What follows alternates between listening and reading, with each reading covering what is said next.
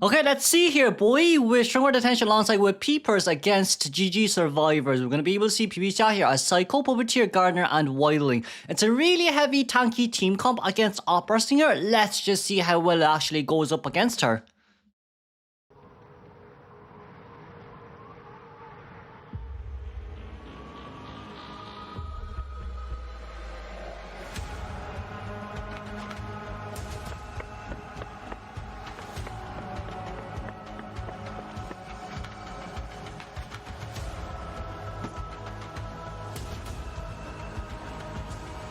Okay, it's Red Church. I would dare to say this team comp is more or less just whoever's first chase are going to be able to guarantee at least like 80-second Kai, but we do have the Cypher Rush as well early game, because like when it comes to team comps like this, what matters really the most is that you immediately get on towards your Cypher machine, and not rotating would be the best case scenario. We do see our Puppeteer and our Wildling is immediately decoding, meanwhile Psycho here is going to run straight towards Tao Xing.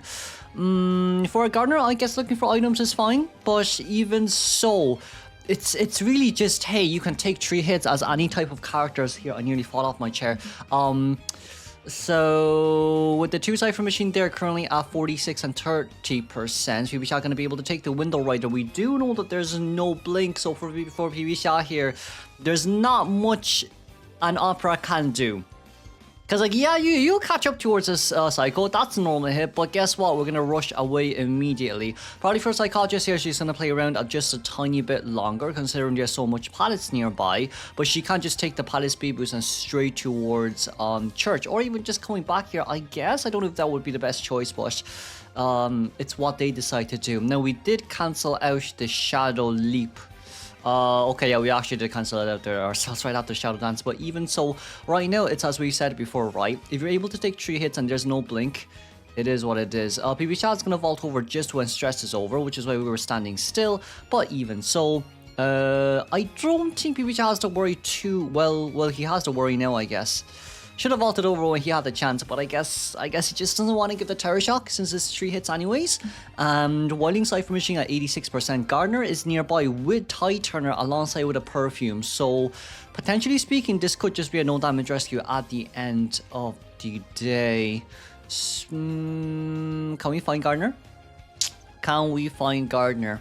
It's going to be a bit hard to find her, I guess, since she's hiding pretty well. You could say that Gardener can use a bubble to come in and then her Perfume to body block the rescue, since she can actually stuff or like block one of the entrances. This entrance right here.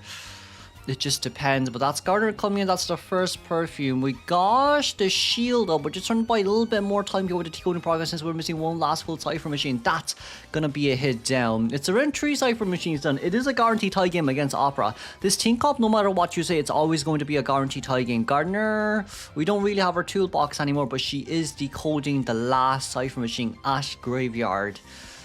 And with Psycho going down there, I mean, Puppeteer Cypher Machine at 78, so Puppeteer can go finish at 85% Cypher Machine. By the time you actually chair here, I don't think there's a chair near this. No, there is a chair here. Okay, that's good. But with the last Cypher, I mean, it's either Gardener being able to push it open, her Cypher machine fast enough because of accelerated decoding, which is starting in 20 seconds, or Puppeteer and Wildling comes into body block. Those are the only 2 options we have as of now. We're going to drop down 2 Peepers here, just so we can slow down Gardener's decoding progress. It does not stack, but it'll take Gardener longer to actually dismantle both Peepers instead of just 1. That's going to be body block number 1 here from Wildling. I'm going to drop down the polish, and I guess now is just, hey, Puppeteer needs to finish up his Cypher machine so then we can come over and play. Because, like, Wildling, that's a 50-second bore. That's a 50-second bore, and, like, with this... PB Shot! Okay, we're fine. We are fine. Wildling can just come into body block here. We didn't get a hit over at all, but that's still punching the air. Okay. We've been stabbing the air here quite a little bit, but that's going to be a Terror Shock down. Wildling still can stay on board for a tiny bit longer. And what matters the most now is... what I would say is Wildling needs to go straight towards Psycho and then force heal. Yeah, force heal, and then we can pop. There we go. This is what I meant about the most brain dead team. This is... You don't necessarily need to contain for long. I guess Opera teams like this, like, unless unless your rotation was really bad or you got a hit for no reason. When it comes to playing around graveyard or any any containment vicinity in Red Church, there's no way you will lose. But let's see here, 40% XSK opening speed. The slight issue is we don't have max peeper, so we can't trump card change here. So even if you do get Psycho down that early after like 2 survivors wanting to come in for body block, it will not be enough, as we will be able to see a 3-man escape here coming out from GG. Let's move on straight towards second half. Let's see, Sam will be bringing out Opera 2, but with this, I feel like Ivy might be better for a guaranteed tie game, but we'll just see how the game goes. We're going to be able to see Acrobat Puppeteer Gardener here alongside the Wish First Officer. I guess early game it's a little bit harder to chase as Ivy, but you could potentially speak in map control. But this will be second half of game 1 between GG versus ACT.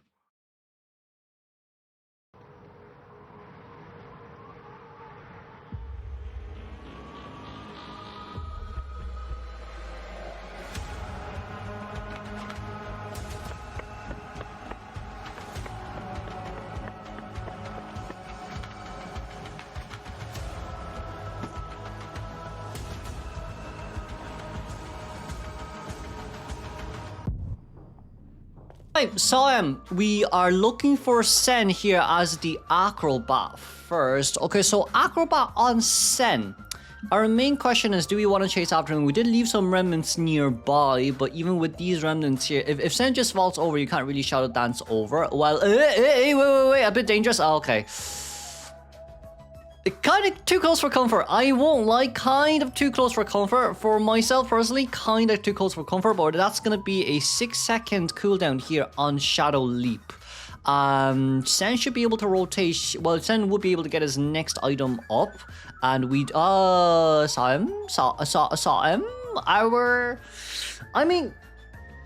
Our Shadow Leaps weren't the best. I won't lie about it. Our Shadow Leaps really weren't the best. But if we're going to force Acrobat back over here, I don't think it's going to matter much. Because even if you Shadow Dance... Okay.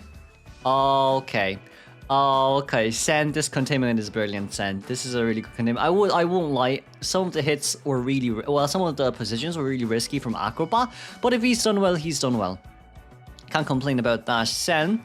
Results is what matters the most. We're going to be able to get a speed debuff right there, and that's going to be immediate blink down. It's still 70 seconds in towards the game, even after such a great containment early game. Because like if we saw the window between the first hit and the second blink hit, it was only 20 seconds or even less. Because this is an opera, you're able to catch up fast, which is why we say even if you do contain an opera early game for 40 seconds no hit, as long as she can get it right before blink is up, that's all what it really matters. Acrobat only has 1 ball left. He's utilized all his balls, so he just needs to wait for his next fireball to actually recharge here. But Egg, on the other hand, coming for rescue is nice, but you're going to need to save one or preserve one for yourself later, right after the rescue, just so you don't get doubled down. But we already used 3, which is kind of scary. Didn't get hit on him there, just... no damage rescue, I guess. Well, okay, fair enough. We will still get our we will get our hit. It will be recovered back to us. We will stack it up once again, and we're now 1 hit away from max presence, but I don't think we're going to be able to reach it because 20 seconds has already been over. Now, in this case scenario, 3-man escape might be too hard for ACT. So maybe we should have played the same as last game: Puppeteer, Gardener, Psychologist, and Wildling. Because like with the last game's small location, it's kind of obvious. Oh, have Puppeteer spawning Shackies takes like 4 hits, have Wildling spawning middle or even at red carpet, and have Psycho spawn at red carpet or middle so she can loop and continue to contain for long. But we're gonna be able to get a hit here on ooh la la First Officer. That is quite a hit, alright. That is quite a hit. But, aggro, 1 fireball left. 1 fireball left, and we're near quite a good containment. Quite a good containment. Can we take the win? Okay. There's always been issues with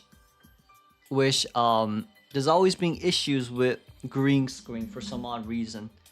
I'm gonna note that down again. It's so annoying. It just flashes green. It just flashes green on like random occasions, and it's kind of annoying.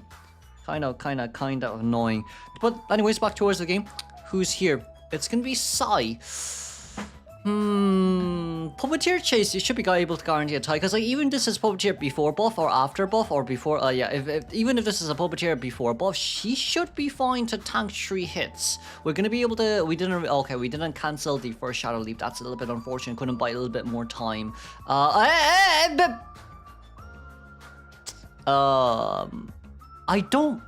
don't necessarily think that is necessary. I mean, you're a puppeteer. You're a puppeteer. You don't have cooldown on items. You don't need to play it like that. We need Gardner to come down to rescue with a bubble. This might be a 4-man elimination. If we were playing this as if it was a normal ranked game where, you know, you tanked 3 hits, the Cypher Machine definitely would have been enough even if you open an extra one. But in our case scenario, you're going to need Gardner. Gardner has to rescue twice, is what I fully believe. Because even if First Officer does manage to pop open his Cypher Machine, it doesn't matter anymore after that, because like it's 30 seconds left until Puppeteer can actually stay down here. If he can rescue Puppeteer twice, he can at least use his little shadow. He can at least use his puppets twice. But right now it seems like we're gonna teleport over. We cannot go into rescue just yet. First Officer will be forced to elbow pad, which is fine, but we cannot go into rescue. The thing with Gardner there is you can't go into rescue. If you want to go into rescue, you should have been there way earlier. But right now, it's a 3-man elimination game. Yeah, for me, I feel like Gardner rescuing before half would have been the better choice. Even if Gardner gets forced in the basement, it's fine, because Puppeteer can at least still kite afterwards. It's a bit risky, honestly. It is a bit risky. We're going to be able to Shadow Dance out. Last Cypher Machine. Yeah, it's really just a Puppeteer issue there. If Puppeteer didn't take the Terror Shock, everything will be fine. It's a Puppeteer. You don't have cooldown. There's no. I have no idea what's happening. I won't lie to you. I have really no idea what's happening. But